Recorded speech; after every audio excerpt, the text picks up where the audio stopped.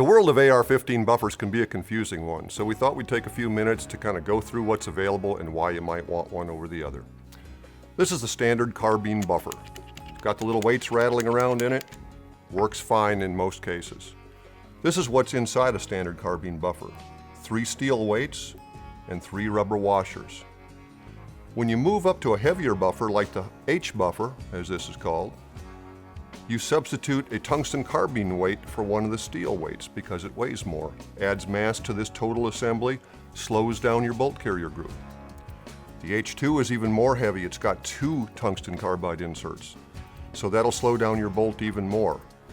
The reason you want to do that is if you're getting violent extraction, if you got too much bolt speed, this adds mass to your whole assembly of your bolt carrier group and buffer, slows things down. It'll also make the recoil feel a little better because it smooths it out. It doesn't lessen recoil like some people say, but it makes it feel less because it spreads it out over a longer period of time when your bolt slows down. This one here is a pistol buffer. It's the heaviest of the bunch. The reason is pistols are direct blowback, so you've got to add a lot more mass to your bolt to make it open at the proper time in the proper way. Otherwise you start blowing out cases. A 9mm, any of the conversions for 40 caliber, 45, something like that, they need a much heavier bolt because they're not locking the bolt shut. Now, as far as these, which one would you use? If you've got an AR-15 carbine that's operating properly, but it's a little violent, kicks you a little bit, probably all you need is this heavy buffer here.